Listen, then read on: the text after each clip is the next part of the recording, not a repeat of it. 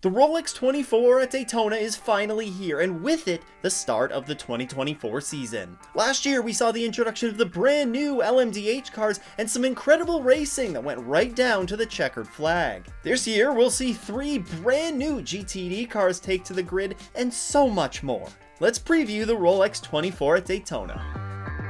Looking back at the races from the past couple of years, we've seen some incredible finishes at the Rolex 24. In 2022, in the first race for the GTD Pro class, we saw the FAF Porsche emerge victorious after an incredible end-of-race battle and tangle with the KCMG Porsche. Last year, we had an incredible photo finish in LMP2 as Proton Competition used the draft perfectly and edged out CrowdStrike Racing to the line in LMP2. Now, we don't know what the 2024 race is going to bring us, but we do know that we're going to have some new GT cars on the grid. Aston Martin has a new car coming to the grid, and no, it's not the Valkyrie. The Vantage GT3 Evo is all set for its first Rolex 24, with a couple of entries being fielded by the Heart of Racing in GTD Pro and GTD, plus another GTD entry by Magnus Racing. Corvette will be bringing their brand new Z06 GT3R, which replaces the outgoing C8R. You'll see 4 Corvettes on this year's Rolex grid, with 2 from Pratt Miller by Corvette Racing in the GTD Pro class, and 2 entries from AWA in the GTD class. Also new to the grid is the Ford Mustang GT3. This signals Ford's return to the WeatherTech Championship grid for the first time since they ran the Ford GT in 2019. You'll see a 2-car GTD Pro effort run by Ford Multimatic Motorsports and a recently announced full-season effort by Proton Competition in the GTD class. Now there's also another new car that's new to the Rolex 24, but it raced in IMSA last year, and that's the McLaren 720S GT3 Evo. Yes, the Evo version of the McLaren wasn't ready for the Rolex last year, so Inception Racing competed with the previous spec of car. The Evo model looked fast last year and will be making its Rolex debut with an entry from FAF Motorsports in GTD Pro and a GTD entry from Inception Racing. Now, as you would want to see, the practice and the qualifying sessions for the Roar Before the 24 went on with very few incidents. Very few incidents. That doesn't mean there were none. In the final practice session of the weekend, just after setting the fastest lap of the session, Neil Johnny in the number 5 Proton Competition Porsche had an off, and it caused enough damage to prevent it from participating in qualifying. Really, it looks like he just got surprised when he arrived at a competitor who had just left the pits with cold tires and was maybe expecting them to be going a little bit faster. Overall, conditions throughout the weekend were quite chilly, and these lower temps of course made it more difficult to get tires up to temp, and there were a couple of incidents that happened as a result of that. They were actually the only car not able to make it to the qualifying grid. Speaking of qualifying, let's talk about how that went. In GTP, it was the number 31 Action Express Racing Cadillac driven by Pipo Derani that took the pole. His lap time of a 1:32.656 broke the pole lap record previously held by Oliver Jarvis and his Mazda DPI. The other Cadillac in the field, the 01, was just 7/100ths of a second off the pole time. And then rounding out the top 3 was the number 7 Penske Porsche, who was 2/10ths off pole. It's worth noting that 9 of the 10 GTP entries participated in the session. Of course, Proton was not able to participate due to the damage that they sustained, but all 4 manufacturers had a car within 4.5 of pole. A very tight field indeed heading into the Rolex 24. In LMP2, it was Ben Keating who recovered from a practice spin to claim the pole in that class. He beat out his former team, the number 52 Inter-Europol PR1 Matheson Motorsports entry, by 1/10 of a second. In GTD Pro, it's Rexy who starts on pole in the Pro class, immediately showing the Porsche have more pace with their GT entry than they did this time last year. Seb Prio beat out Jack Hawksworth in the number 14 Vassar Sullivan Lexus by 0.08 of a second. Oh yes, and the GTD Pro class is very tight once again. The top 9 qualifiers were separated by less than a second. Things were even closer in the GTD class as 14 of the 23 cars in the GTD field were within 7/10 of pole that was set by the number 12 Vassar Sullivan Lexus, driven by Parker Thompson.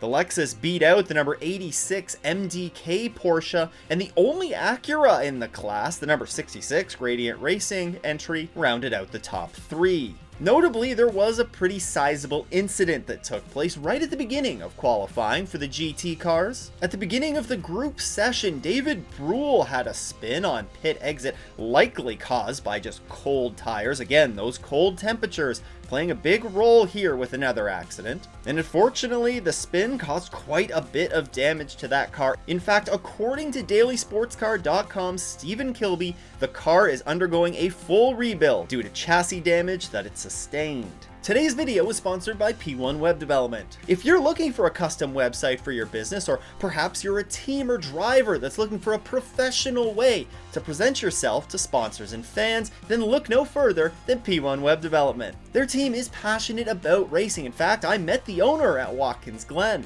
and they want to help drivers and teams attract new sponsors and fans using a unique and custom website. So when you're looking for someone to build or transform your website into something that sponsors and fans will actually want to visit, then look no further than P1 Web Development. A huge thank you to P1 Web Development for supporting the show. You can check out their entire portfolio of websites and see if they're a good fit for you by heading to p1webdevelopment.com/the-s's or clicking the first link in the description. The Michelin Pilot Challenge is one of 2 support series that's racing ahead of the Rolex 24 this weekend. The grid may be slightly smaller than it was last year, but there's still plenty to be excited about. First off, there's the brand new Ford Mustang GT4, and as I'll touch on it in a minute, that new Mustang looked very good, sweeping both races in the VP Sports Car Challenge series over the weekend. However, it's not just the GS cars that you'll want to keep an eye on in that race. The TCR field will see a pretty big bump in entries compared to this time last year. We'll see new entries such as 2 Montreal Motorsports Group Hondas, a Racer's Edge Honda, an Audi from Goo Racing, and a second Victor Gonzalez Racing Team entry. There is plenty to be excited about, not just with those TCR cars, but with the Michelin Pilot Challenge series in general this year.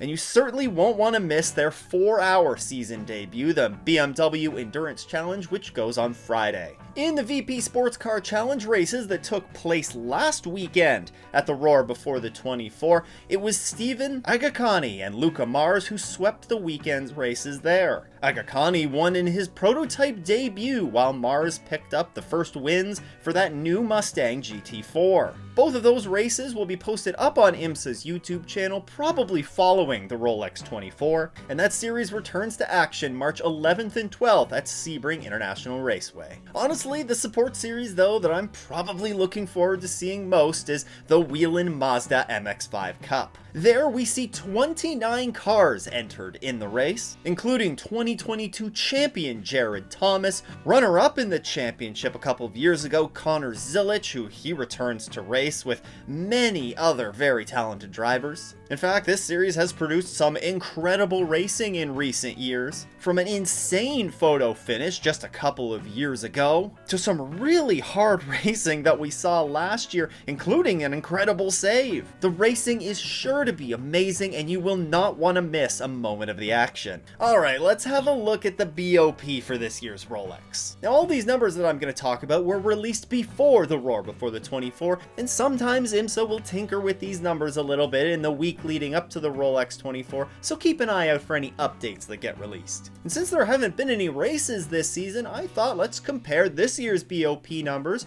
to where the cars were last year. Starting off in GTP with the Acura, they will see a 42 kilogram weight increase to go along with a 20 kilowatt increase in maximum power. The BMW sees a small weight increase of 1 kilogram, a 14 kilowatt maximum power increase, but they do lose 12 megajoules of stint energy. Cadillac, meanwhile, sees no increase from last year. They see a slight power increase of 2 kilowatts, and they do lose some stint energy as well, losing 18 megajoules. Finally, there's Porsche, and they have a healthy weight increase of 21 kilograms, but to go along with it, they also get 17 kilowatts of additional maximum power, while losing 3 megajoules of stint energy. Going down to the GT classes, Acura sees a 15 kilogram weight increase, to go along with 3 additional liters of fuel. Aston Martin, of course, they're a new car, so we're not going to compare that. BMW has 15 kilograms of additional weight, and they lose 1 liter of fuel capacity. Corvette also features a new car, so we'll take a look at the Ferrari, who loses 10 kilograms of weight while gaining an additional 3 liters of fuel. The new Ford Mustang is a new car this year, so the Lamborghini is the next one on the list, and they get an additional 30 kilograms of weight. They also have a 3mm larger restrictor, which means more power for the car, while also gaining an additional 7 liters of fuel. The Lexus will be 10 kilograms heavier, feature a 3mm larger restrictor, and will also be carrying 5 liters of additional fuel. The McLaren, as we just talked about a moment ago, is a new car for this year, so let's look at the Mercedes, who will be 15 kilograms heavier, feature a 1mm smaller restrictor diameter, so slightly less power, and also has a maximum fuel capacity 3 liters less than it was last year. Finally, there's Porsche, one of the cars that really struggled last year in the Rolex.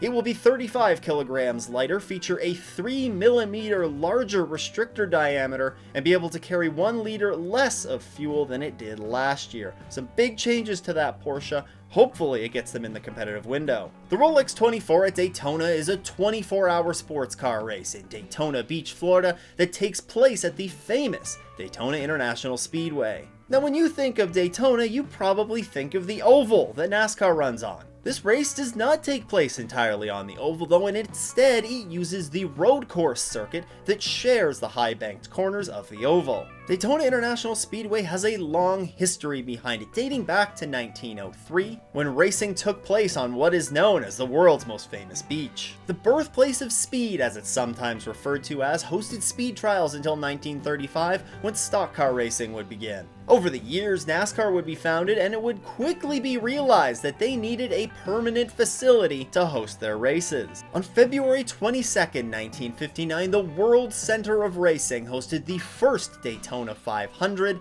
and it set the stage for what would become the most iconic stock car race in the world. The 3.56 mile or 5.73 kilometer track that's used for the Rolex 24 was built in 1959, and it hosted the first iteration of what would become the 24 Hours of Daytona in 1962 with the 3-hour-long Daytona Continental. In 1966, the race would become 24 hours, and while there's been various small changes made to the track layout since then, it's still largely maintained its original layout and character.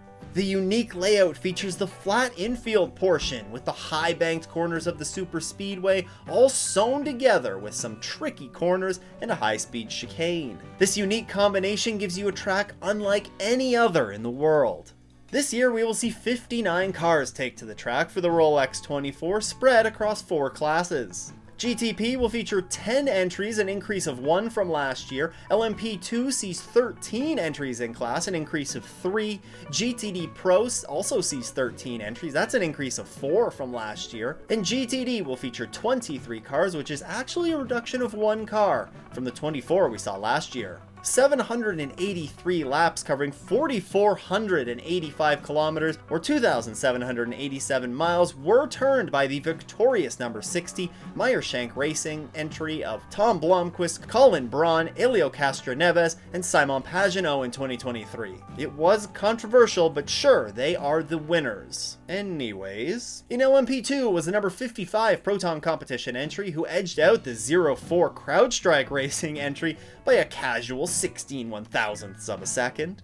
Meanwhile, in LMP3 it was the number 17 AWA Duquesne. Of course, the LMP3s are no longer on the grid for 2024. In GTD Pro was the number 79 WeatherTech Racing Mercedes that took victory, and after the win, longtime driver Cooper McNeil announced that he would be stepping back from racing. Pretty darn good way to go out with a Rolex 24 in your back pocket.